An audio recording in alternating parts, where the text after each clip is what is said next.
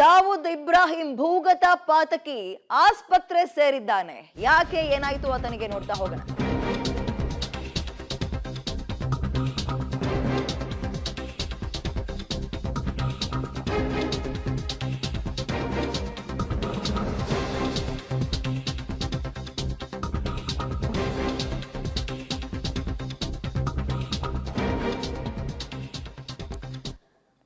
ಸದ್ಯ ಬರ್ತಾ ಇರೋ ಮೇಜರ್ ಅಪ್ಡೇಟ್, ಭೂಗತ ಪಾತಕಿ ದಾವೂದ್ ಇಬ್ರಾಹಿಂ ಕರಾಚಿ ಆಸ್ಪತ್ರೆಯನ್ನ ಸೇರಿದ್ದಾನೆ. ಏನಾಯ್ತು ಆತನಿಗೆ ಅನ್ನೋ ಪ್ರಶ್ನೆ ಬಂದಾಗ ಯಾರೋ ವಿಷಪ್ರಾಶನ ಮಾಡಿರುವಂತಹ ಅನುಮಾನ ಇದೆ.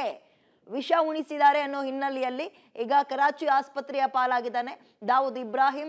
ಹಲವು ಸರ್ಕಾರಗಳಿಗೆ ಬೇಕಾಗಿರುವಂತಹ ಪಾತಕಿ ಈತ, ಭೂಗತ ಪಾತಕಿ. ಸದ್ಯ ಕರಾಚಿ ಆಸ್ಪತ್ರೆಯಲ್ಲಿ ಆತನಿಗೆ ಚಿಕಿತ್ಸೆ ಕೂಡ ಕೊಡಿಸಲಾಗ್ತಾ ಇದೆ.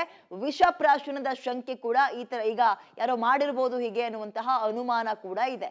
ಯಾಕೆ ಏನು ಎತ್ತ ಅನ್ನುವಂತಹ ಅಪ್ಡೇಟ್ ಬರ್ತಾ ಇದ್ದಂತೆ ನಿಮಗೆ ತಿಳಿಸ್ತಾ ಹೋಗುವ ಪ್ರಯತ್ನವನ್ನ ಕೂಡ ಪಬ್ಲಿಕ್ ಟಿವಿ ಮಾಡುತ್ತೆ. ಓಕೆ, ಮುಂದುವರೆದಂತೆ ಸುದ್ದಿ ನೋಡ್ತಾ ಹೋಗೋಣ. ಈ ಜ್ಞಾನವಾಪಿ ಸಮೀಕ್ಷೆಯ ವರದಿಯನ್ನ ಭಾರತೀಯ ಪುರಾತತ್ವ ಸರ್ವೇಕ್ಷಣಾ ಇಲಾಖೆ ಇವತ್ತು ಜಿಲ್ಲಾ ನ್ಯಾಯಾಲಯಕ್ಕೆ ಸಲ್ಲಿಕೆಯನ್ನ ಮಾಡುತ್ತೆ.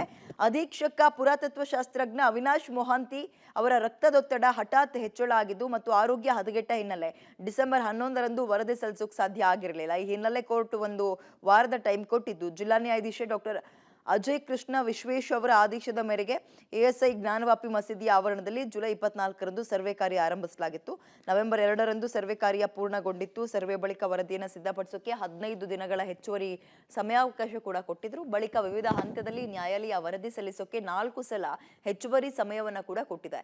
ಇಂತಹ ಪರಿಸ್ಥಿತಿಯಲ್ಲಿ ಇವತ್ತು ಎಎಸ್ಐ ನ್ಯಾಯಾಲಯಕ್ಕೆ ವರದಿ ಸಲ್ಲಿಸ್ತಾ ಅಥವಾ ಮತ್ತೊಮ್ಮೆ ಹೆಚ್ಚುವರಿ ಕಾಲಾವಕಾಶ ಕೋರುತ್ತಾ ಅನ್ನುವಂಥದ್ದು ಬಹಳ ಕುತೂಹಲ ಮೂಡಿಸ್ತಾ ಇದೆ.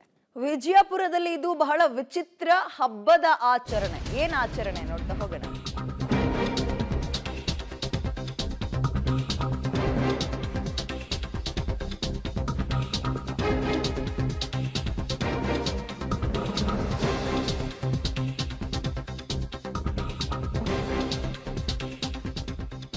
ವಿಜಯಪುರದಲ್ಲಿ ಸೋಮೇಶ್ವರ ದೇವರ ಜಾತ್ರೆ ನಡೆಯುತ್ತೆ.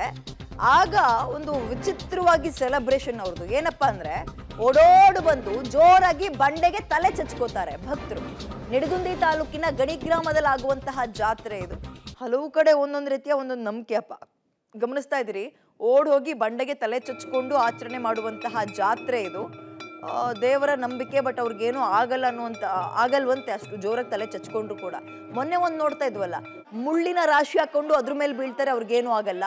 ಇಲ್ಲಿ ಇನ್ನೊಂದು ರೀತಿಯ ಆಚರಣೆ, ಅದು ಜನ ಮರಳೋ ಜಾತ್ರೆ ಮರಳೋ ಗೊತ್ತಿಲ್ಲ, ಬಟ್ ನೋಡಿ ಅಲ್ಲಿ ದೊಡ್ಡ ಬಂಡೆಗೆ ಹೆಂಗ್ ಚಚ್ಕೊಳ್ತಾರೆ.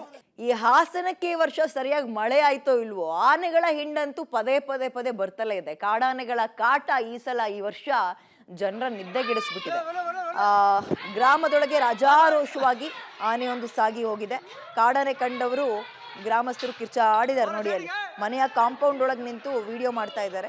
ಹಾಸನ ಜಿಲ್ಲೆ ಆಲೂರು ತಾಲೂಕಿನ ಅಬ್ಬನ ಗ್ರಾಮ ಅಂತ ಇದು. ಕೆಲ ದಿನಗಳಿಂದ ಗ್ರಾಮಗಳಿಗೆ ಇದು ಭೀಮಾ, ಇದು ಅದೇ ಒಬ್ರು ಶಾಪ್ ಶೂಟರ್ನ ಸಾಯಿಸಿದ್ನಲ್ಲ ಈತನಿಗೆ ಗಾಯಗೊಂಡಿತ್ತು. ಅವ್ರು ಟ್ರೀಟ್ಮೆಂಟ್ಗೆ ಅಂತ ಬಂದಾಗ ಅದೇನ್ ಮದ ಏರಿತ್ತೋ ಏನೋ ಗೊತ್ತಿಲ್ಲ, ಸಾಯಿಸ್ಬಿಟ್ಟಿದ್ದ ತುಳಿದು. ಮತ್ತೆ ಈತ ಹಾಸನದೊಳಗೆ ಯಾವ್ದಾವ್ದೋ ಊರಿಗೆ ಹೋಗ್ತಾನೆ ಇರ್ತಾನೆ.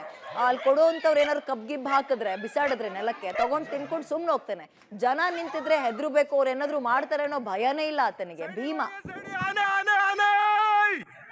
ರೋಡ್ ಸೈಡಿಗೆ ಹೋಗಿ ಸೈಡಿಗೆ ಹೋಗಿ ರೋಡಲ್ಲಿ ಆನೆ ಎದುರು ಓಡ್ತಾ ಇತ್ತು ನಮ್ಮ ನೋಡಿ.